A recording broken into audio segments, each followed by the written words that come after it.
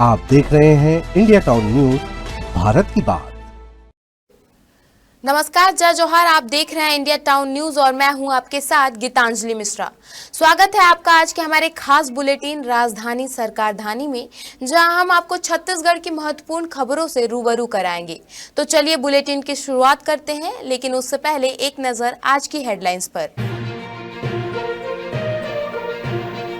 अमित शाह और जेपी नड्डा छत्तीसगढ़ दौरे पर आएंगे। राज्य सरकार के 2 साल पूरे, बड़ा आयोजन 22 दिसंबर को।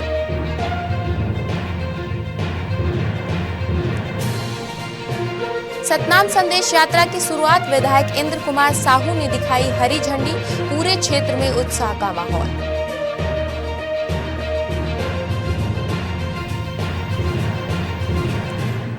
धान खरीदी केंद्र में किसानों को भारी परेशानी, उरला के किसानों के नाम धरसीवा में दर्ज, अधिकारियों ने दिया आश्वासन।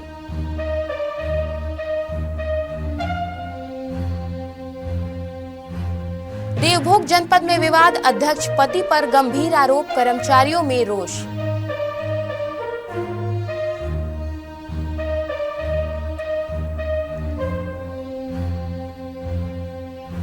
मैच के लिए 1500 जवान तैनात, 10 बिंदुओं की सख्त एडवाइजरी, प्रतिबंधित सामानों पर पूरी पाबंदी।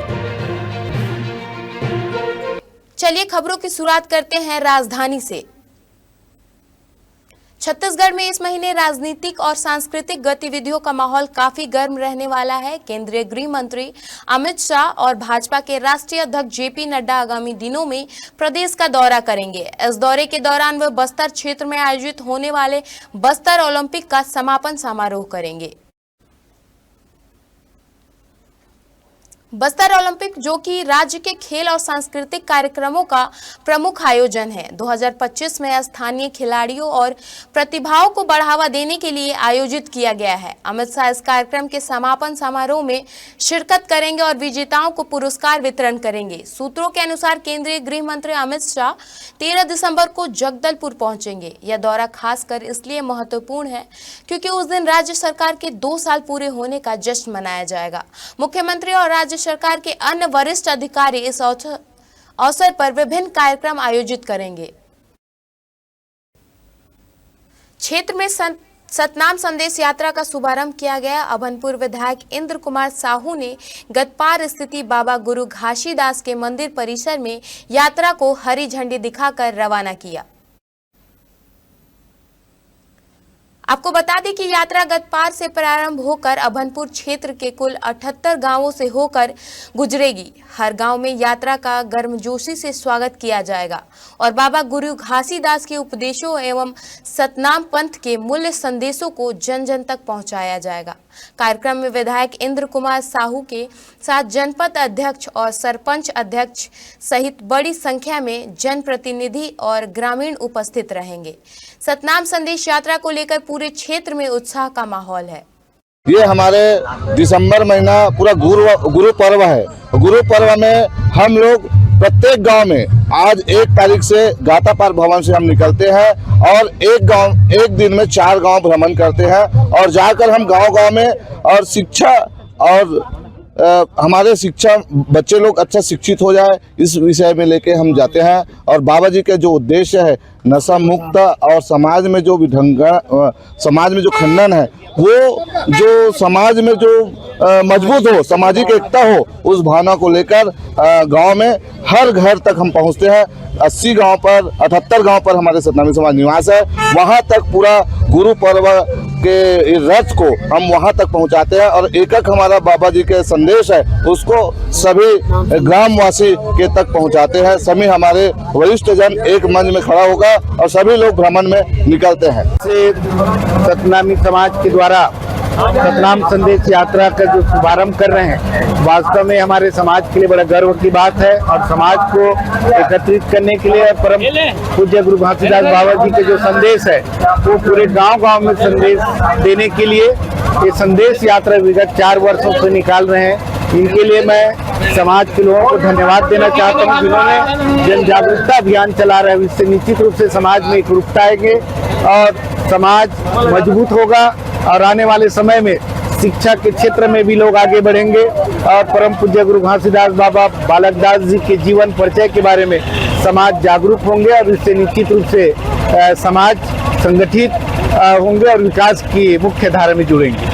यह सतनाम संदेश यात्रा लगातार 4 वर्षों से निकल रही है अभनपुर के गातापार सतनाम भवन से, और हमारे अभनपुर के 78 ग्राम जहाँ सतनामी समाज निवास करते हैं, हर गांव में हर कोना में यह रथ यात्रा जाते हैं। बाबा जी के संदेश है, 7 संदेश 42 वाणी को प्रचार प्रसार करना है। बाबा जी के संदेश के जगह जगह प्रचार प्रसार करने हैं। सतनाम संदेश यात्रा का यही उद्देश्य लेकर हम लोग सभी सतनामी समाज भ्रमण करते हैं। धान खरीदी की शुरुआती दिनों में ही किसानों को तकनीकी गड़बड़ियों का सामना करना पड़ रहा है। अभनपुर धान खरीदी केंद्र में पहुंचे उरला क्षेत्र के कई किसानों ने बताया कि उनके टोकन पर नाम और स्थान गलत दर्ज हो रहे हैं। जिन किसानों का केंद्र अभनपुर होना चाहिए, उनका नाम सिस्टम में धरसीवा खरीद केंद्र में दिख रहा है। किसानों का कहना है कि पिछले वर्ष भी यह समस्या सामने आई थी, जिसके कारण उन्होंने कई दिनों तक चक्कर लगाने पड़े थे। इस बार भी स्थिति दोहराए जाने से किसानों में नाराजगी है।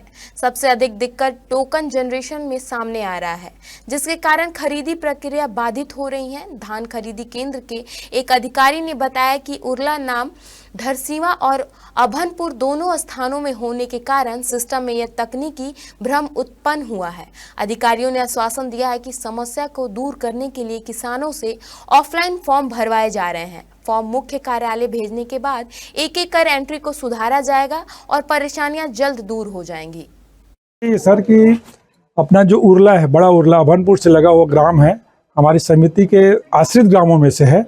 और उरला अब धरसीवा उरला, ये जो पहले से कैरी फॉरवर्ड जिस समय हुआ था तो उसी को दिखा रहा था, और पंजीयन में अभी भी सुधार नहीं हो पा रहा है। और जो हो रहा है वो धीरे धीरे करके किसानों को टोकन के लिए उनका सूची जो तैयार है उनको मिल रहा है।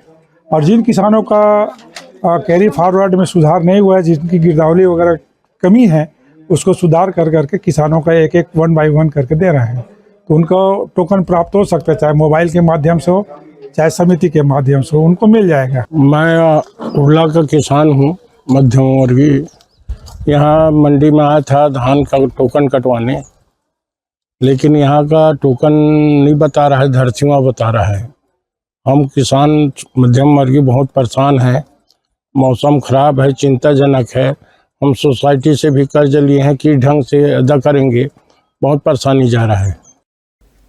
देवभोग जनपद पंचायत में एक बार फिर विवाद गहराता दिख रहा है। जनपद अध्यक्ष के पति सुशील निधि पर कर्मचारियों ने गंभीर आरोप लगाए हैं। कर्मचारियों का कहना है कि सुशील निधि द्वारा मारपीट, गाली गलौज और धमकी दी जा रही है। इस संबंध में एक कथित ऑडियो क्लिप वायरल हो रही है, जिसमें कर्मचारियों को धमकाने जैसी बातें सुनाई देने का दावा किया जा रहा है। हालांकि इंडिया टाउन न्यूज इस वायरल ऑडियो की पुष्टि नहीं करता है। मामले में नाराज कर्मचारियों ने जनपद पंचायत के सीईओ को लिखित शिकायत सौंपते हुए आरोपी व्यक्ति पर कार्रवाई की मांग की है। कर्मचारियों का आरोप है कि जनपद पंचायत के रोजमर्रा के कार्यों में जनपद अध्यक्ष के पति का अनुचित दखल लगातार बढ़ता जा रहा है। वहीं अध्यक्ष पति सुशील निधि ने अपने ऊपर लगे सभी आरोपों को सिरे से खारिज किया है। उनका कहना है कि कुछ कर्मचारी भ्रष्टाचार में शामिल हैं और वही लोग झूठे आरोप लगाकर बचने की कोशिश कर रहे हैं। ऑडियो वायरल जो हो रही है वो निश्चित रूप से उन लोग आए दिन जनपद के मतलब प्रशासन के प्रति छेड़छाड़ करने में उनका योगदान रहा है। और हमेशा उन लोग मतलब जनपद के जो भी शासकीय योजनाओं का हो चाहे क्रियान्वयन कार्य का हो, इन लोगों के द्वारा एक मतलब गुट बनाया गया है 2-3 कर्मचारी जो हैं, और आए दिन एक मतलब क्या कहना चाहिए, एक व्यक्ति को रखे हुए हैं। उनको कुछ न कुछ जानकारी क्लू देते रहते हैं समाचार पत्रों में और आपका उच्च स्तरीय में शिकवा शिकायत करते आ रहे हैं। भारत दक्षिण अफ्रीका का एक दिवसीय मैच कल होने वाला है, जिसे देखते हुए सुरक्षा व्यवस्था बेहद सख्त कर दी गई है। सुरक्षा का प्रभारी डीआईजी गिरजा शंकर जायसवाल को बनाया गया है, जबकि 6 आईपीएस अधिकारियों को अलग अलग सेक्टर की जिम्मेदारियां दी गई हैं। मैमफेयर रिजॉर्ट के चारों तरफ सशस्त्र जवान तैनात किए गए हैं। यातायात के 500 अधिकारी जवानों की तैनाती की गई है और रिजॉर्ट से स्टेडियम और स्टेडियम से रिजॉर्ट तक पूरे रूट को सील कर दिया गया है। कुल 1500 पुलिस अधिकारी और जवान सुरक्षा में तैनात हैं। आईजी अमरीश मिश्रा और डीआईजी गिरजा शंकर जायसवाल ने सभी एसपी और डीएसपी अधिकारियों की बैठक लेकर सुरक्षा व्यवस्था की समीक्षा की है। गौरतलब है कि भारत और साउथ अफ्रीका के बीच होने वाला मैच को लेकर पुलिस ने 10 पॉइंट की एडवाइजरी जारी की है। एडवाइजरी में साफ कहा गया है कि स्टेडियम में प्रवेश के दौरान सभी दर्शकों की गेट पर ही सख्त जांच होगी और प्रतिबंधित सामान मिलने पर एंट्री नहीं दी जाएगी।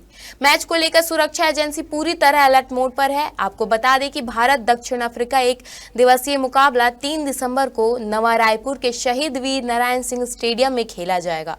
एडवाइजरी के अनुसार स्टेडियम परिसर में शराब, बीड़ी, सिगरेट, गुटखा, तंबाकू, माचिस, लाइटर, बोतल, डब्बा, टिफिन, वाद्य यंत्र, कुर्सी, स्टूल, छाता, ब्लेड, रूल बोर्ड, स्केटिंग, डंडा, झंडा, चाकू, कटार, तलवार, फटाके जैसी सभी वस्तुएं प्रतिबंधित रहेगी।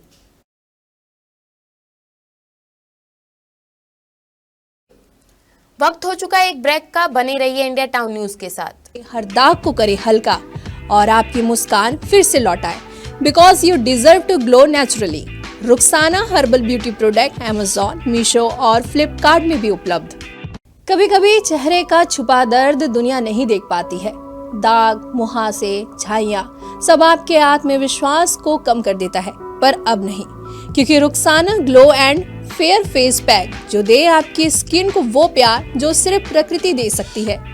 हर लेयर को साफ करे, हर दाग को करे हल्का और आपकी मुस्कान फिर से लौटाए, because you deserve to glow naturally. Rukhsana herbal beauty product Amazon, Meesho और फ्लिपकार्ट में भी उपलब्ध। अमीन मोटर्स उड़ान ई रिक्शा छत्तीसगढ़ का नंबर 1 ई रिक्शा शोरूम, जहां आपको सभी प्रकार के ई रिक्शा के वैरायटीज उपलब्ध मिलेंगे। हमारा ई रिक्शा काफी मजबूत है और ये सालों साल चलता है, तो आज ही घर ले आइए आरटीओ इंश्योरेंस के साथ। हमारा पता है आमीन मोटर्स, प्यारेलाल चौक, जीई रोड, न्यायालय के पास, राजनांदगांव। 9827174038 7724047008। ब्रेक के बाद आपका स्वागत है। छत्तीसगढ़ सरकार की नई गजट अधिसूचना को लेकर छत्तीसगढ़ डॉक्टर फेडरेशन ने कड़ी निंदा करते हुए इसे राज्य के चिकित्सा भविष्य के लिए डेथ वारंट करार दिया है। फेडरेशन का कहना है कि सरकार द्वारा मनमाने ढंग से राज्य कोटे को ओपन मेरिट और संस्थागित प्राथमिकता में बांटने से 75-25 का ऐसा असंतुलन पैदा हो गया है कि जिससे स्थानीय डॉक्टर्स के पास देश में सबसे कम सीटें बची हैं। सुप्रीम कोर्ट के सौरभ चौधरी केस के नियम के अनुसार 50% सीटें नेशनल मेरिट के लिए होती हैं। छत्तीसगढ़ सरकार की नई अधिसूचना में 50% ऑल इंडिया कोटे की है और इसके अतिरिक्त 25% स्टेट ओपन मेरिट को भी अब बाहरी छात्रों के लिए उपलब्ध करा दिया गया है। इसके परिणाम स्वरूप कुल 75% सीटें बाहरी छात्रों के जेब में चली गई है, जबकि स्थानीय छात्रों के लिए केवल 25% सीटें बची हैं। सीजीडीएफ अध्यक्ष ने कहा कि यह एक गंभीर नीतिगत भूल है, जिसमें सुप्रीम कोर्ट नेशनल मेरिट और संस्थागित निरंतर के बीच 50 से 50 का संतुलन बनाने का आदेश देता है। राज्य सरकार ने इसे बदलकर 75 से 25 कर दिया है, जो छत्तीसगढ़ की सेवा करने वाले छात्रों के साथ घोर अन्याय है। छत्तीसगढ़ कांग्रेस के पूर्व प्रभारी महामंत्री गिरीश देवांगन को all India Congress committee OBC विभाग का राष्ट्रीय कोऑर्डिनेटर नियुक्त किया गया है। यह नियुक्ति कांग्रेस अध्यक्ष मल्लिकार्जुन खड़गे के अनुमोदन के बाद तुरंत प्रभाव से लागू की गई है। इसके अलावा छत्तीसगढ़ के 2 और नेताओं को भी राष्ट्रीय स्तर पर जिम्मेदारियां सौंपी गई है। लेखाराम साहू और त्रिलोक चंद्र श्रीनिवास को ओबीसी विभाग में राष्ट्रीय समसेवक बनाया गया है। बता दें कि देवांगन इससे पहले छत्तीसगढ़ खनिज विकास निगम के अध्यक्ष रह चुके हैं और वे पूर्व मुख्यमंत्री भूपेश बघेल के बेहद करीबी माने जाते हैं। भारत के संविधान निर्माता के तौर पर हम सभी डॉक्टर भीमराव अंबेडकर को जानते हैं, लेकिन क्या हम यह भी जानते हैं कि छत्तीसगढ़ के कितने विभूतियों ने संविधान निर्माण में अपनी बड़ी और महत्वपूर्ण भूमिका निभाई है। दुर्ग निवासी घनश्याम गुप्ता ने कितना बड़ा योगदान दिया है।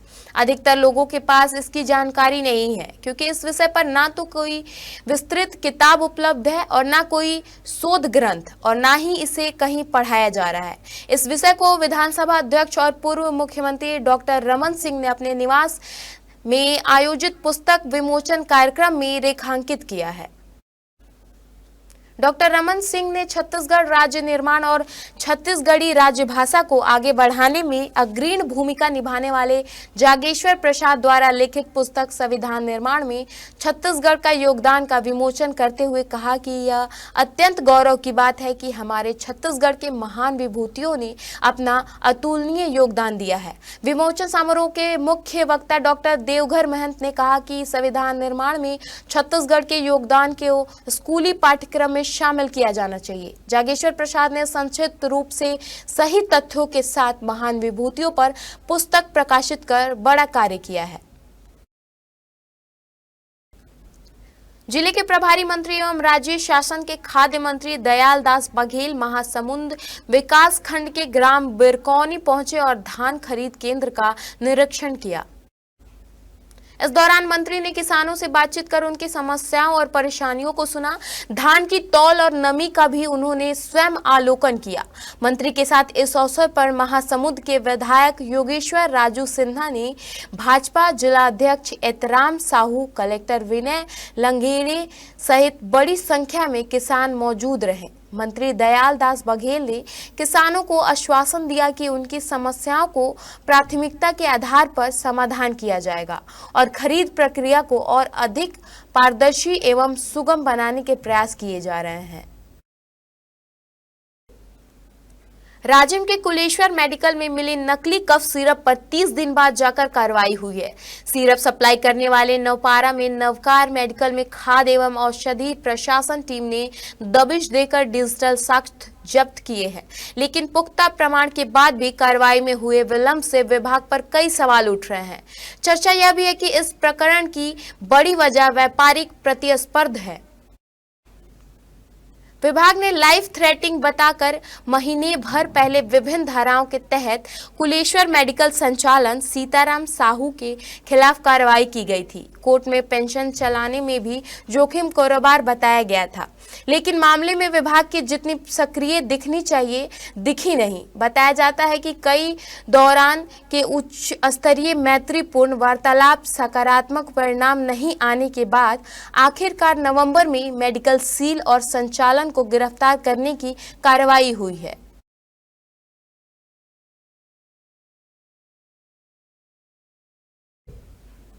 हमारे खास बुलेटिन राजधानी सरकारधानी में फिलहाल इतना ही। देश प्रदेश की तमाम खबरों से अपडेट रहने के लिए बने रहिए इंडिया टाउन न्यूज के साथ। नमस्कार। आप देख रहे हैं इंडिया टाउन न्यूज, भारत की बात।